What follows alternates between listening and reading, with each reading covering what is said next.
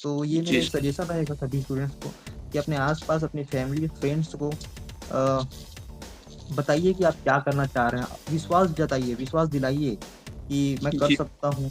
वो लोग भी आपको सपोर्ट करेंगे और हमेशा नेगेटिव इंसान से दूर रहिए जो बोलते हैं कि नेगेटिव बात करेंगे आपसे। उनकी नहीं सुनना है, अपने ऊपर विश्वास रखिए। आपके साथ आपका परिवार है, दोस्त है, जो आप पे विश्वास कर रहे हैं, जो आपके सफलता के इंतज़ार में है। उनके लिए आप मेहनत करिए। सर, अब यहाँ पे सर सुसाइड की बात हो ही रही है, तो हम आपसे जानना चाहेंगे कि सुसाइड के लिए कौन-कौन से इम्पोर्टेंट टॉपिक है, जिसको अगर कोई एस्पिरेंट प्रिपेयर कर लेता है, तो सुसाइड क्वालीफाई कर सकता है। सर इम्पोर्टेंट टॉपिक्स क्या हैं उसके लिए? जी, मुझे बिल्कुल नहीं पता था कि एसडीएम, डीएसपी, एसपी कलेक्टर क्या किस चिड़िया का नाम है। मैं बिल्कुल भी अनजान था इस क्षेत्र से। मैं अपने ही अलग दोस्ती यारी कॉलेज वाली ज़िंदगी में मग्न था एकदम। सर थोड़ा-सा मेंस पे बात कर लेते हैं। सर मेंस के लिए आंसर राइटिंग करना होता है, तो सर आंसर राइटिंग में क्या स्पेसिफिक कोई स्टूडेंट कर सकता है, ताकि उसका जो आंसर है वो बाकी से अलग दिखे और ज़्यादा मार्क्स स्कोर कर पाए मेंस के अंदर? मुझे लगता था कि मेंस पढ़ने के बाद मेरा काम हो गया। जी। मैं मेंस बहुत अच्छा दिला के आ गया हूँ, अब मेरा कोई कुछ नहीं कर सकता, मुझे पोस्ट मिलना ही मिलना है। बट जी मैं भूल सर। जाता था कि इंटरव्यू भी है 150 नंबर का, जो बिल्कुल सर। पैनल में बैठा है वो डिसाइड करेगा कि मैं किस पद के लिए योग्य हूँ। बिल्कुल सर। तो वहाँ भी मैं मार खाया 1-2 बार कि मैं बिल्कुल भी पढ़ के नहीं जाता था। मुझे लगता था कि जी, मेरा व्यक्तित्व ऐसा है कि शायद नंबर दे देंगे या मैं मेंस में बहुत अच्छा करके आया हूँ कि इंटरव्यू के जी, मार्क्स कुछ ज़्यादा इफ़ेक्ट नहीं करेंगे। बट जब हर जी। बार इंटरव्यू के नंबर मुझे इफ़ेक्ट किए हैं।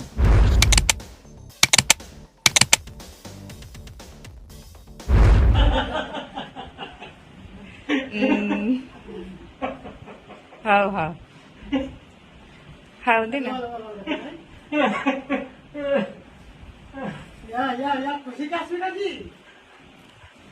थैंक यू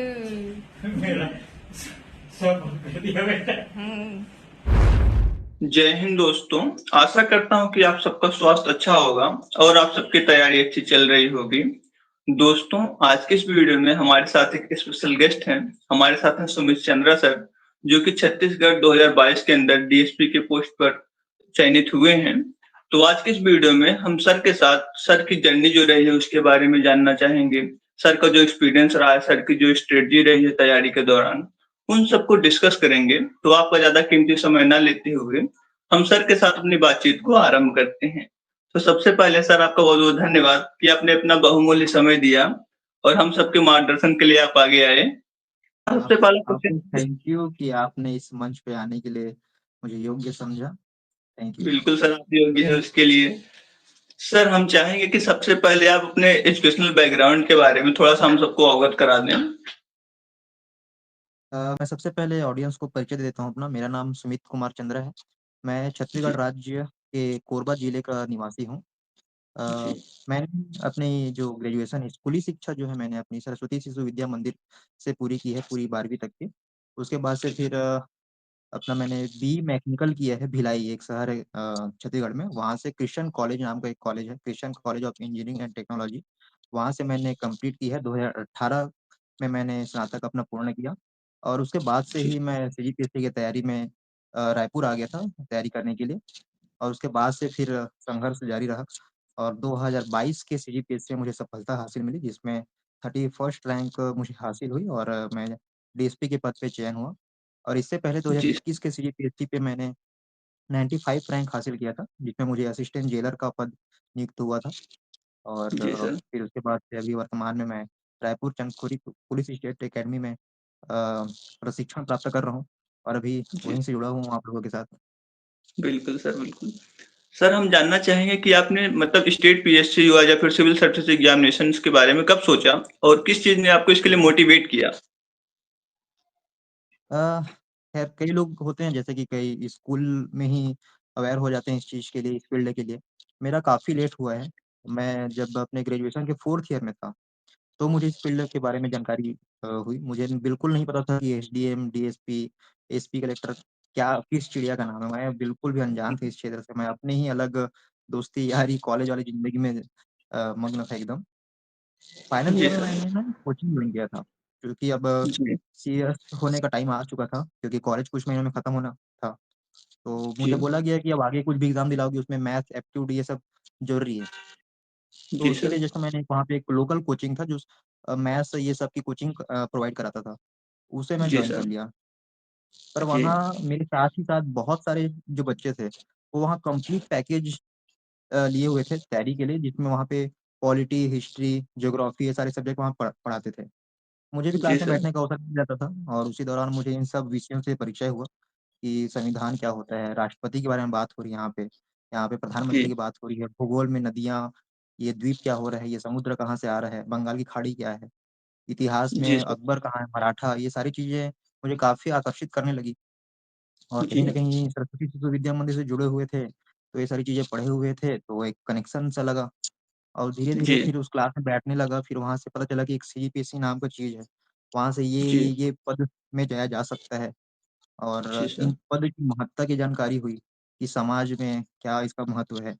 इसके ज़रिए हम कई लोगों की ज़िंदगी में क्या सुधार ला सकते हैं, खुद की ज़िंदगी को कितना बेहतर बना सकते हैं। ये सारी जी सर, चीज़ें मुझे पता चली। फिर उसके बाद से मैं जी। इस फ़ील्ड से जुड़ा और फिर तैयारी करने लगा। जी सर। सर हम आपके ऊपर थोड़ा-सा रिसर्च कर रहे थे। उस टाइम हमें जानकारी हुई आपका हमने एक इंटरव्यू देखा, जिसके माध्यम से हमें ये पता चला कि आप क्लास 11th में मैथ सब्जेक्ट के अंदर फेल हो गए थे। आपने ही बताया है ये। उसके जी, बाद जी। सर आपने मैथ को किस तरीके से सुधारा कि मतलब आप चूँकि जो सिविल सर्विस हम एग्ज़ामिनेशन देते हैं, तो उसमें हमें सीसैट क्वालीफाई करना होता है और सीसैट सर जी, काफ़ी टफ होता है। कई बच्चे उसको क्वालीफाई नहीं कर पाते, इवन आईआईटी वाले भी क्वालीफाई नहीं कर पाते हैं। तो सर आप हमें थोड़ा-सा अपनी स्ट्रेटजी बताइए कि आपने मैथ के लिए क्या स्ट्रेटजी रखा? कि सर आप 11th में फेल हुए पर उसके बाद आपने सीसैट क्वालीफाई कर लिया लगातार 3-4 बार। जी, जी। मैथ्स का फ़ेल होना मेरा मेन एग्ज़ाम नहीं था वो, वार्षिक जो परीक्षा होती है हमारे स्कूलों में, जी वो सर। अर्धवार्षिक परीक्षा थी, जिसमें जी। 33 नंबर पासिंग मार्क्स रहता है, पर मुझे 30 नंबर मिले थे उस दौरान। जी। तो मेरा आदत रहा है कि अगर मेरे साथ कुछ भी बुरा हो रहा है या मेरे साथ कुछ भी नकारात्मक चीज़ घटित हो रही है, तो मैं जी। अब वो अच्छी चीज़ है कि गलत चीज़ है मुझे नहीं पता बट मैं उसे काफ़ी गंभीरता से लेता था और मुझे उसमें बहुत काम करना पसंद था कि इसे सुधारना है या इसके लिए मुझे कुछ करना है ऐसा करके। तो जब जी मुझे सर। रिज़ल्ट मिला 30 नंबर मुझे मिला तो काफ़ी मुझे आत्मग्लानि हुई और उसको तुरंत सुधार के लिए मैं कोचिंग वगैरह या जो भी संभव मेरे प्रयास कर सकता था वो मैं करने लगा। फिर उसी जी सर। 11वीं के ही वार्षिक में मुझे 95 जी। नंबर भी मिले थे। ये बात मैंने नहीं बताया था। तो जी। अर्धवार्षिक में जहाँ मैं फेल हुआ था तो उसमें उसी दौरान मैं सुधार किया और वार्षिक में क्लास में सबसे ज़्यादा नंबर लाया था 95 नंबर और जी वहीं सर। से फिर मैथ्स से एक कनेक्शन हो गया था और प्लस ऐसा नहीं था कि मैथ्स मेरा बहुत ही बेहतर है, बट जी। सी-सेट के लिए जितना मैथ्स आवश्यक है, जी। उतना मैथ्स मुझे आता था और रीज़निंग के लिए जो एक माइंडसेट होना चाहिए वो मुझे जी लगता सर। था कि मेरे में है। तो मैं सी-सेट के लिए काफ़ी उतना तैयारी नहीं करता था। बट हाँ, जो रिपीटेड क्वेश्चन्स हैं, जो रिपीटेड एरिया हैं सी-सेट के लिए, जी। उसको मैं काफ़ी प्रैक्टिस कर लेता था। एक बार नज़र दौड़ा लेता था कि हाँ, ये जो बेसिक क्वेश्चन जो रिपीट हो रहे हैं, ये कम से कम जी इसमें मैं सर। पीछे ना हटूँ और ना ही मैं इसमें छूटे ना मुझे ये क्वेश्चन। तो सी-सेट जी के लिए सर। मेरा मैथ रीज़निंग एक तरह से तैयार ही रहता था। बाकी जो लैंग्वेज वाला सेक्शन है, उसके लिए मैं मेंस की जी। तैयारी कर चुका था। तो अगर मेंस की तैयारी अगर किसी की हो चुकी है, तो सी-सेट में लैंग्वेज के लिए घबराने की ज़रूरत है ही नहीं उसे। जी सर। तो मोटा-मोटा ऐसा है कि मैथ रीज़निंग आप जो रिपीटेड क्वेश्चन्स आ रहे हैं, रिपीटेड सेक्शंस हैं, उसको आप अच्छे जी से सर। करिए और लैंग्वेज के लिए अगर आप मेंस पढ़ चुके हैं, तो आपको लैंग्वेज छूने की ज़रूरत है ही नहीं। सर अब यहाँ पे सर सीसाइड की बात हो ही रही है, तो हम आपसे जानना चाहेंगे कि सीसाइड के लिए कौन-कौन से इम्पोर्टेंट टॉपिक है, जिसको अगर कोई एस्पिरेंट प्रिपेयर कर लेता है, तो सीसाइड क्वालीफाई कर सकता है? सर इम्पोर्टेंट टॉपिक्स क्या हैं उसके लिए? जैसे सी-सेट के लिए हमारे सीजीपीएससी में जो सेक्शन है जी सर। करीबन 50-60% हमारा मैथ्स और रीज़निंग होता है और 40% मान लीजिए लैंग्वेज होता है। तो जी लैंग्वेज सर। में भी हमारे 2 पार्ट हैं, एक हिंदी और एक यहाँ की लोकल जो है छत्तीसगढ़ी भाषा, वो होती है। जी सर। तो छत्तीसगढ़ी से तो हम बचपन से परिचित रहे हैं, छत्तीसगढ़ी बोलते हैं हम, तो उसके लिए ज़्यादा दिक्कत थी नहीं। और हिंदी के लिए चूँकि हिंदी मीडियम में माध्यम ही रहा है हमारा, तो भी उसमें जी दिक्कत सर। हुई नहीं। पर फिर भी हिंदी के लिए विशेष रूप से जैसे कि प्रत्यय, उपसर्ग, संधि, समास जो बेसिक हो, जो एकदम बेसिक है, वो जी सर। पढ़ लेना सही रहता है। और जो मैथ्स वाला पोर्शन है, उसमें रीज़निंग का तो कुछ ऐसा पर्टिकुलर सेक्शन है नहीं। जी। क्योंकि उसके लिए ऐसा नहीं है कि आप कोई पर्टिकुलर सेक्शन लेके आएँ और वो पेपर में आ जाए। उसके लिए एक माइंडसेट होना चाहिए हमारा कि कितना हम अवेयर हैं चीज़ों को लेके, कितना हम जल्दी रिएक्ट कर सकते हैं चीज़ों को लेके, इसीलिए उसका नाम रीज़निंग है। ना जी कि सर। मतलब कितना हम जल्दी किसी क्या बोलें पहेली को सुलझा सकते हैं, ऐसा टाइप से क्वेश्चंस होते हैं उसमें। तो वही है। और जो मैथ्स वाले सेक्शन है उसमें जो बेसिक है जैसे कि साधारण ब्याज, चक्रवृद्धि ब्याज आना ही आना है, जी। औसत आते हैं, समय दूरी आते हैं, लाभ जी हानि आ सर। गए। ये जो बहुत ही बेसिक है, जो हम छठवीं क्लास से 12वीं क्लास तक हम हमेशा पढ़ते रहे हैं, जो जी। दैनिक जीवन में हमारे यूज होते हैं, लाभ हानि, साधारण ब्याज, ये जी। सारी चीजें। वो सारी चीजें तो अगर आप सीसेट नहीं दिला रहे हैं तो भी मेरे ख्याल से एक एज ए स्टूडेंट आपको तैयार करके रखना ही चाहिए।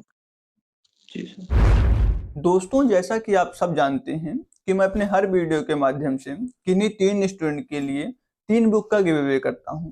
ठीक उसी प्रकार से आज के इस वीडियो के माध्यम से भी मैं किन्हीं 3 स्टूडेंट को बुक गिव अवे करने वाला हूं। तो सबसे पहले मैं आपको उस बुक का इंट्रोडक्शन करा देता हूं जिसका आज के इस वीडियो के माध्यम से मैं गिव अवे करूंगा। तो दोस्तों, वो बुक है ओसवाल बुक्स की तरफ से आने वाली इंडियन पॉलिटी की ये वाली बुक। इसके राइटर हैं फेमस टीचर आशीर्वाद कुमार सर। सर ने यूपीएससी में 8 साल से भी अधिक टाइम से पढ़ाया हुआ है। साथ ही साथ सर ने यूपीएससी के 3 इंटरव्यूज भी दिए हुए थे, इसलिए सर के पास यूपीएससी की अच्छी खासी नॉलेज है। और सर ने जो बुक को लिखा है इंडियन पॉलिटी की, इसके अंदर सर ने काफी अच्छे तरीके से लिखा हुआ है। जैसे कि मैं थोड़ा सा आपको इसका जब मैं इंडेक्स दिखाता हूँ तो आपको इंडेक्स को देख के ये लगेगा कि इस बुक के अंदर लगभग हर एक टॉपिक को इंक्लूड किया गया है, सब टॉपिक को इंक्लूड किया गया है, और जिस टॉपिक को बताया गया है वो काफी अच्छी तरीके से समझाया गया है। सबसे पहले तो आपको इस बुक के अंदर एक हायरार्की में चीजों को देखने को मिलता है, जैसे कि पहले बैकग्राउंड आपको समझाया गया, उसके बाद जो है आपको और चीजों को समझाया गया ताकि आप बैकग्राउंड से चीजें रिलेट करके समझ पाए। तो इस तरीके से इस बुक के अंदर चीजों को समझाया गया है। जो भी कॉन्सेप्ट समझाए गए हैं वो सिंपल वर्ड के साथ समझाए गए हैं, इजी सेंटेंस के साथ समझाए गए हैं। आपको इस पूरे बुक के अंदर फ्लो चार्ट देखने को मिलते हैं, ग्राफ देखने को मिलते हैं, टेबल्स देखने को मिलते हैं, फिगर्स देखने को मिलते हैं, ताकि आप चीजों को और अच्छी तरीके से रिलेट करके समझ पाए। इतना ही नहीं, आपको इस बुक के अंदर प्रैक्टिस के लिए हर एक टॉपिक के साथ प्रीलिम्स के क्वेश्चन दिए गए हैं, मेंस के क्वेश्चन दिए गए हैं, और उनके आंसर भी दिए गए हैं ताकि आप वहीं से प्रैक्टिस भी कर लें। तो इस बुक के अंदर काफी अच्छी तरीके से सर ने वर्क करके रखा हुआ है, और ये काफी अच्छी बुक है। जब मैंने इस बुक को देखा तो मुझे लगा कि हाँ, इस बुक के अंदर काफी अच्छा वर्क करके इन्होंने दिया हुआ है, और इसीलिए मैंने सोचा कि मैं ये ही वाली बुक किन्हीं 3 स्टूडेंट को गिव अवे करूंगा। अगर आपको इस बुक को डिटेल में देखना है तो इसका मैं लिंक दे दूंगा, आप वहां से जाके देख सकते हैं। और सबसे अच्छी बात यह है कि आपको इस बुक के अंदर यूपीएससी 2024 के जो प्रीलिम्स और मेंस में क्वेश्चन पूछे गए हैं वो इस बुक के अंदर आपको देखने को मिल जाते हैं, उनका आंसर भी आपको इस बुक के अंदर देखने को मिल जाता है। और जो स्टूडेंट 2025 के लिए प्रिपेयर कर रहे हैं उनके लिए ये बुक बेस्ट होगी। तो इसको लेने के लिए आपको करना क्या होगा, सबसे पहले आपको इस वीडियो को लाइक करना है, चैनल को सब्सक्राइब करना है।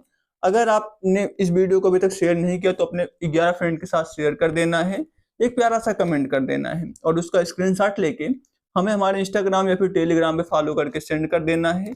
अगर आप ऐसा करते हैं और आप विनर लिस्ट में आते हैं तो ये बुक किन्हीं 3 स्टूडेंट को फ्री में उनके होम एड्रेस पे डिलीवर करा दी जाएगी। सर, जैसा कि आपने 5 साल तैयारी की जिसमें आपने 3 बार सफलता भी पाई, तो सर हम आपसे ये जानना चाहेंगे कि 5 साल की तैयारी के दौरान आपको कौन-कौन से चैलेंजेस फेस करने हुए, जिसको कि आपको लगता है कि लगभग सभी को फेस करना होता है, और कैसे उससे सर दूर हो सकते हैं कोई भी एस्पिरेंट जो कि तैयारी कर रहा है, कैसे उससे बच सकता है?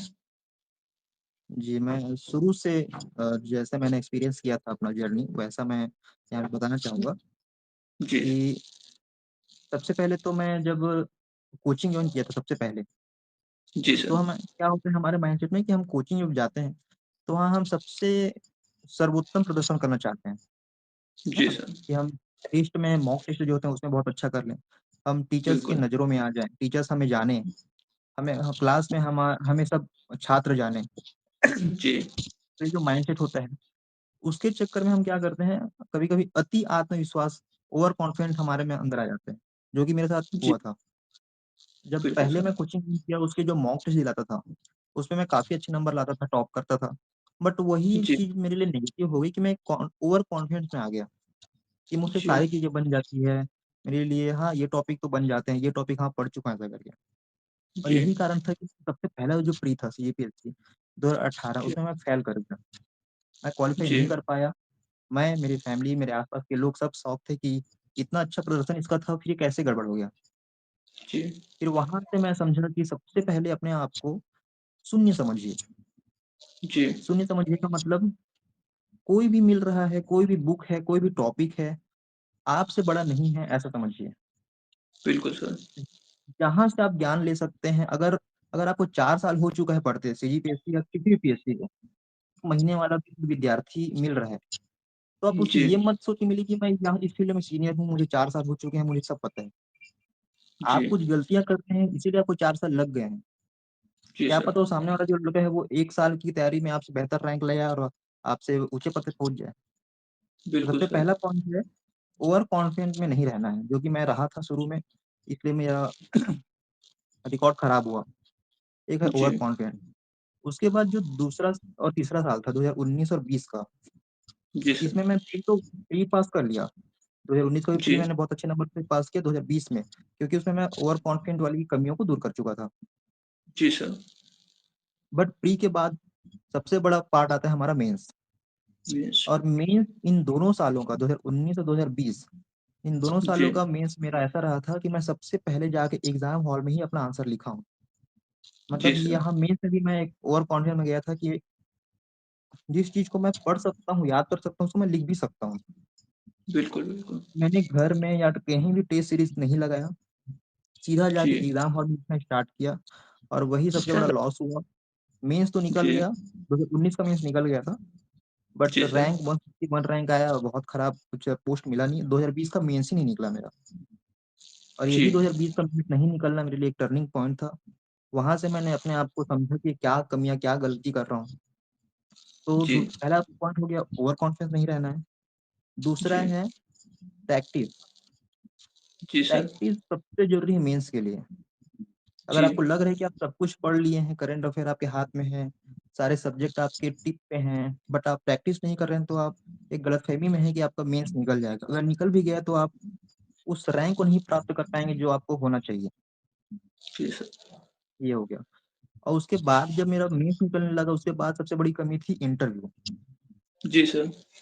मुझे लगता था कि मेंस पढ़ने के बाद मेरा काम हो गया, जी। मैं मेंस बहुत अच्छा दिला के आ गया हूँ, अब मेरा कोई कुछ नहीं कर सकता, मुझे पोस्ट मिलना ही मिलना है। बट जी मैं भूल सर। जाता था कि इंटरव्यू भी है 150 नंबर का, बिल्कुल जो सर। पैनल बैठता है वो डिसाइड करेगा कि मैं किस पद के लिए योग्य हूँ। बिल्कुल सर। तो वहाँ भी मैं मार खाया 1-2 बार कि मैं बिल्कुल भी पढ़ के नहीं जाता था।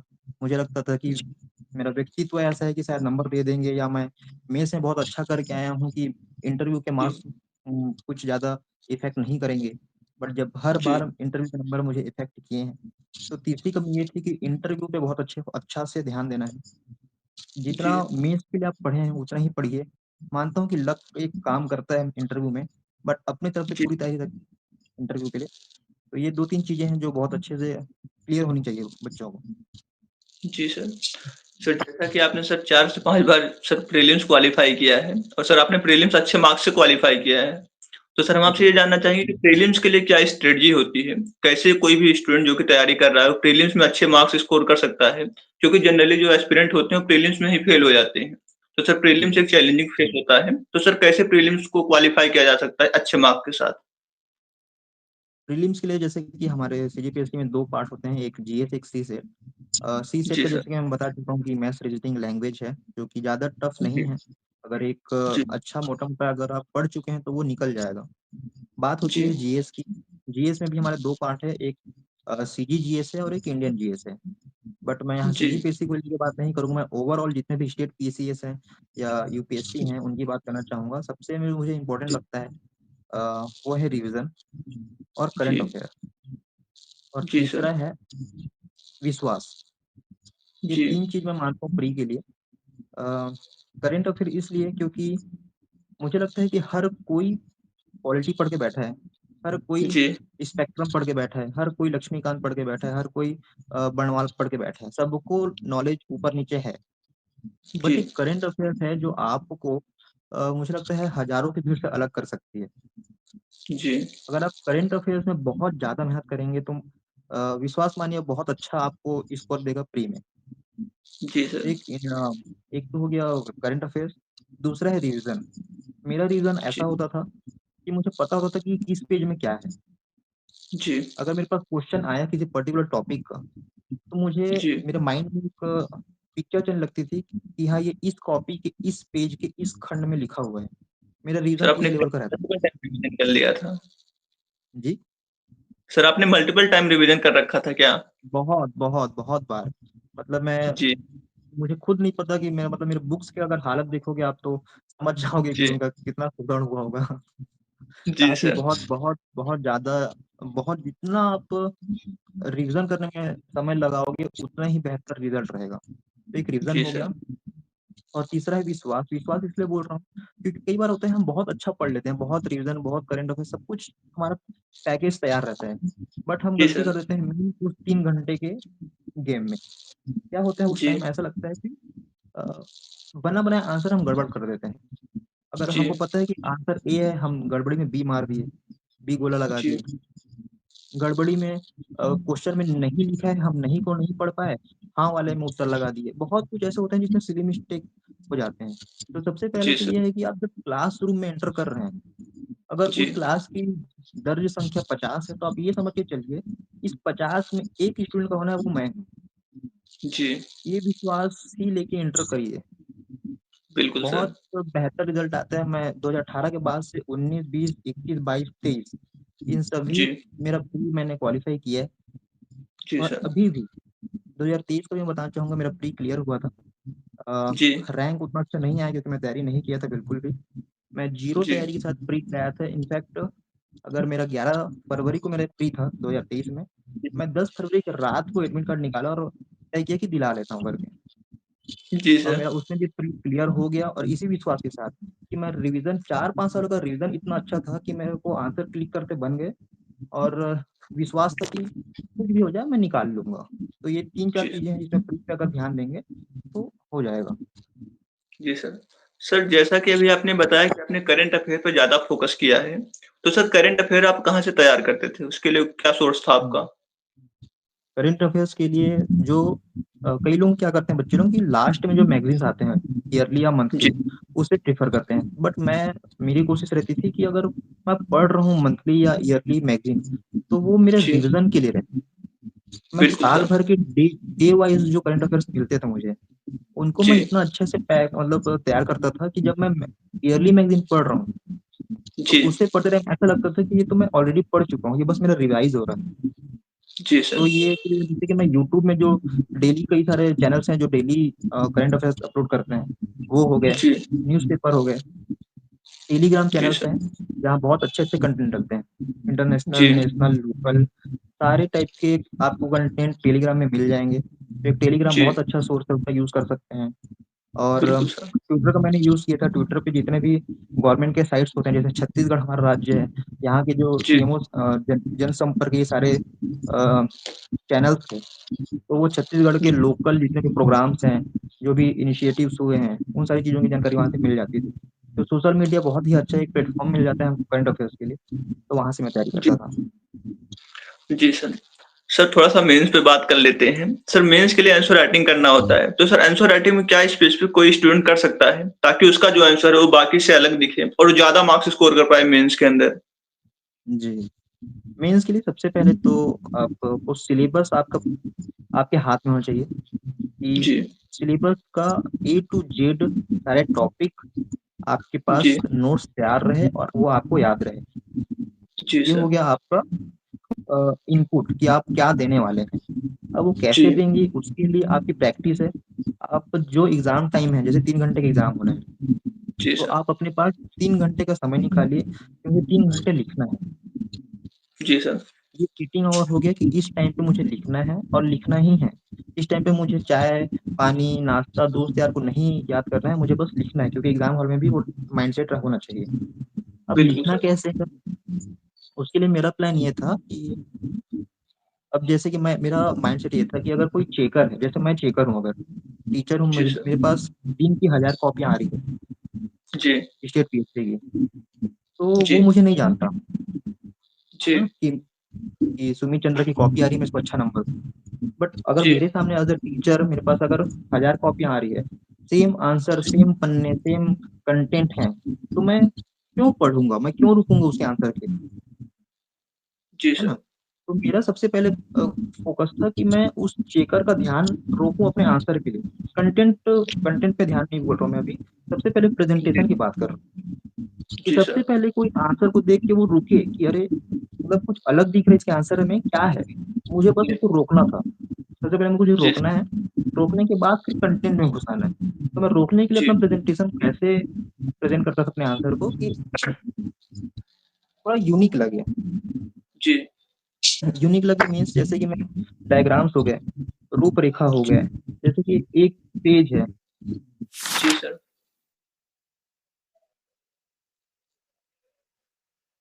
अगर आप वाइज़ या पॉइंट वाइज़ ना लिख के मैं क्या करता था कि जी, पेज को ही 3-4 खंड में बाँट लेता था कि इस खंड में जी, कारण, इस खंड में उसका प्रभाव, यहाँ पे एक डायग्राम, यहाँ पे कुछ करंट अफेयर से रिलेटेड टॉपिक, अंत में जी, कंक्लूज़न ऐसा करके बाँट देता था कि इतना-इतना में ऐसा लिखना है।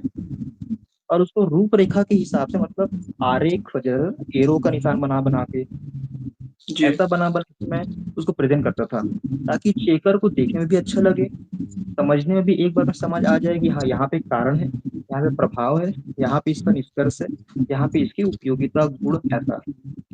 जी सर। तो ये सारे हो गए रोकने के लिए। अब कंटेंट के लिए मैं हमेशा करंट अफेयर पे फ़ोकस रहता था, तो हर आंसर में मैं करंट अफेयर मेरा रहता। हर जी, आंसर को मैं कहीं न कहीं से जोड़ के वर्तमान चीज़ से मैं जोड़ देता था, तो वो एक प्लस पॉइंट वैल्यू एडिशन का काम करता था। जी सर। तो ये सारी चीज़ें थी जो मैंने ट्राई किया था और मेरे बहुत अच्छे नंबर मिले मिले मुझे। जी सर। सर अगर अगर आपके पास सर कोई आपकी आंसर राइटिंग की सर पेज हो, तो सर हमें एक बार शेयर कर दीजिएगा आप, हम यहाँ पे शो कर देंगे उसको, ताकि जो एस्पिरेंट है बिल्कुल, उनको ये पता चल जाए कि किस तरीके से आप लिखते थे। जी, जी, सर बिल्कुल अगर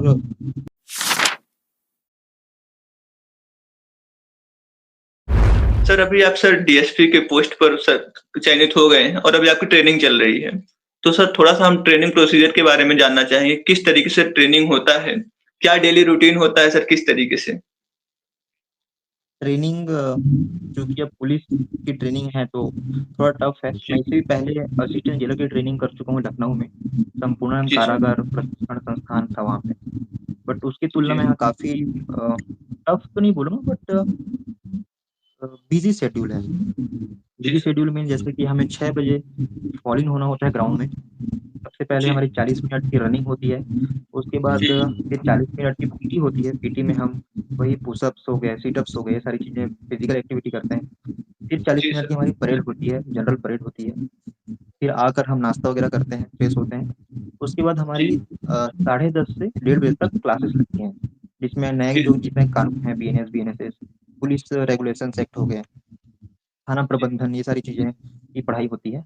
उसके बाद फिर लंच टाइम होता है, डेढ़ बजे से करीबन 3 बजे तक लंच टाइम है, रेस्ट कर सकते हैं उसमें। 3 जी, 3 से साढ़े 4 तक फिर से हमारी परेड होती है जी, और साढ़े 4 बजे के बाद हम फ्री हो जाते हैं। फिर 6 बजे हमारी रात्रि गणना होती है। गणना के बाद फिर हम फ्री हो जाते हैं। तो ये यहाँ का शेड्यूल है और शनिवार को एक स्पेशल होता है, हमारी रोड रनिंग होती है। 5 जी, किलोमीटर की लंबी रनिंग होती है जिसे हमें पूरी करनी होती है। उसके बाद हर्डल्स होते हैं, ऑब्स्टेकल्स होते हैं, इसमें बीम, रस्सा चढ़ना, 10 फीट की दीवार कूदना, ये सारी चीज़ें एक्टिविटी उस दिन होती है। गुरुवार को जी। योगा होता है और हाँ जी, ये सारी चीज़ें हैं। अच्छा सर। सर ऑल्दो कि आप कहते हैं कि सर इंटरव्यू के बारे में आपसे गाइडेंस ना लिया जाए, पर फिर भी सर हम आपसे ये जानना चाहेंगे कि सर इंटरव्यू के लिए एक एस्पिरेंट को क्या-क्या चीज़ें ध्यान में रखना होता है ताकि उसका इंटरव्यू में मार्क्स अच्छा आ पाए? सर मतलब बेसिक चीज़ें इंटरव्यू क्या हैं जो कि एक एस्पिरेंट ध्यान रख सकता है? इंटरव्यू के लिए सबसे पहले तो है मेंस के बाद पढ़ाई मत छोड़ के मैं बोलता हूँ। भले ही 1 हफ्ते के लिए ब्रेक ले लीजिए, बट फिर से जी, पढ़ाई में लग जाइए। ये याद रखिए जी, कि आप सिर्फ़ अभी 70% ही कंप्लीट किए हैं अभी आपका सफ़र। 30% जी, इंटरव्यू बचा है आपका। मेरी गलती जी, वही होती थी, मुझे लगता था मेंस के बाद मेरा काम हो गया, पढ़ाई-वढ़ाई सब बंद, बुक, किताब सब मैं छोड़-छाड़ के अपना एक अलग ज़िंदगी जीने लगता था कि हाँ, अब इंटरव्यू कॉल आएगा, इंटरव्यू दिलाऊँगा, मेरा पोस्ट लग जाएगा। तो सबसे पहले तो आप मेंस के बाद पढ़ना 4 से 5 दिन का ब्रेक लीजिए, फिर से वही शेड्यूल करिए ऐसा ऐसा फ़ील करिए कि फिर से आपका एक मेंस होना है, जी, आप ब्रेक नहीं लीजिए। जी सर। और जितने भी समसामयिक मुद्दे हैं, करंट अफ़ेयर्स हैं, उसको बहुत अच्छे से तैयार करिए। आपकी जो पोस्ट प्रेफ़रेंस है कि आप क्या बनना चाहते हैं, D G sir. SDM, DCP, DSP जो भी है, उसके बारे में सबसे अच्छे से जानकारी रखिए कि आप क्यों बनना चाहते हैं, आपको ही क्यों बनना है, ये सारी चीज़ें। अपने खुद के बारे में जानिए। कई लोगों को क्या होता है, कई लोगों को अपनी हॉबी नहीं पता होती है। कई लोगों को अपने स्कूल का जो नाम होता है उसका अर्थ नहीं पता है, अपने जी, जिले के बारे में नहीं पता है।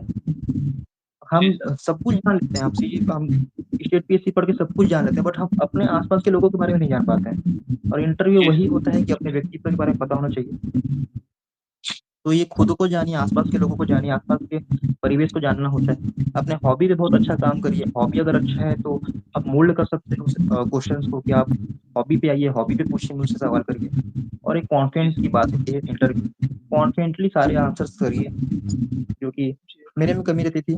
मैं प्रैक्टिस करता नहीं था और नॉलेज मतलब मैं पढ़ के जाता नहीं था, तो एक वैसे ही कॉन्फिडेंस वीक लूज़ कर लेता था मैं, कि कुछ पढ़ा नहीं हूँ, जी, घबराने लगता था ऐसा टाइप। तो ये सारी गलतियाँ आप नहीं करिए। बाकी ज़्यादा तो कुछ बोलूँगा नहीं इस विषय में। जी सर। सर काफ़ी कुछ हमने डिस्कस किया है, जो कि सर तैयारी के दौरान जानना होता है एक एस्पिरेंट को। और सर लास्ट में हम चाहेंगे कि अगर आप अपने एंड से कुछ पॉइंट्स ऐड करना चाहें, कुछ सजेशन देना चाहें एस्पिरेंट्स को, तो सर प्लीज़ दे दीजिए। अ, अपने साइड से मैं एक छोटा-सा किस्सा बताना चाहूँगा। एक किस्सा है मेरे सीजीपीएससी की जर्नी में। जी 2020 सर। का जो मेंस था मेरा, वो दूसरा मेंस था। मैं बहुत कॉन्फिडेंस था कि इस बार पोस्ट ले ही लूँगा मैं, ऐसा करके। और जी मेरा सर। मेंस ही फेल फेल कर गया मैं। मेंस में मेरा नाम ही नहीं दिखा रहा है, लिस्ट में मैं सर्च कर रहा हूँ। रात का समय था, मैं सर्च कर रहा हूँ, नो रिजल्ट फाउंड लिखा रहा है। मैं बहुत जी। निराश हो गया था। पता नहीं, मैं उस रात सोया ही नहीं था मैं। बहुत जी निराश सर। हो गया था, ऐसा ऐसा फीलिंग था कि मैं सब कुछ अब हो गया मेरा, छोड़-छाड़ के घर चला जाता हूँ। नहीं पता मुझे क्या करना है। जी फिर सर। अगले दिन मैं उठा, जी। कुछ भी बिना होप के, होपलेस था मैं कि क्या करना है। उसी दौरान पापा का जी। कॉल आया मेरे, पिताजी का। अ, जी। वो बोले कि हिम्मत देने के लिए मुझे बोले कि बेटा बाहर जा कर के। बाहर गया, फिर जी। उन्होंने बोला कि बेटा देख, सूरज कल डूबा था, आज उग गया है। मानता जी हूँ सर। तू कल डूब गया था, बट उगने का तेरे पास बहुत अवसर है अभी। तो जी। उनकी ये बहुत सारी ऐसे लाइन्स थी जो मुझे हर टाइम जब भी मैं गिरा, जब भी मैं निराश हुआ, मुझे इतना मोटिवेट किया। तो मैं चाहूँगा कि ना जो भी स्टूडेंट्स हैं, वो अपने आस-पास ऐसे लोगों को रखें, अपने साथ ऐसे लोगों को रखें, जो उनको समझे, जो उनकी परेशानियों को समझे, जिनके पास वो रो सके, जिनके पास वो कुछ बातें कह सके। जैसे मैं अपना जी। बताना चाहूँगा, मेरा एक रूममेट भी था, जी। त्रिलोक नाम का। जी। मैंने सफलता हासिल की 2022 सीजीपीएससी में, उसने जी सर। सफलता हासिल की 2023 सीजीपीएससी में। जी सर। इस बार सेलेक्ट हुआ है, वो भी क्लास 2 जी। ऑफिसर बना है, तो हम एक एक ही रूम के 2 रूममेट्स, दोनों सक्सेस हासिल किए हैं। तो ये एक होता है जी। कि आप अपने आप सराउंडिंग को इतना स्ट्रॉन्ग रखिए कि एक-दूसरे से जी। मोटिवेट होते रहिए। तो ये जी मेरे सर। सजेशन रहेगा सभी स्टूडेंट्स को कि अपने आस-पास अपनी फैमिली, फ्रेंड्स को अ, बताइए कि आप क्या करना चाह रहे हैं। विश्वास जताइए, विश्वास दिलाइए कि मैं कर जी। सकता हूँ। वो लोग भी आपको सपोर्ट करेंगे। और हमेशा नेगेटिव इंसान से दूर रहिए, जो बोलते हैं कि नेगेटिव बात करेंगे आपसे। उनकी नहीं सुनना है, अपने ऊपर विश्वास रखिए। आपके साथ आपका परिवार है, दोस्त है, जो आप पे विश्वास कर रहा है, जो आपके सफलता के इंतज़ार में है। उनके लिए आप मेहनत करिए। जी सर।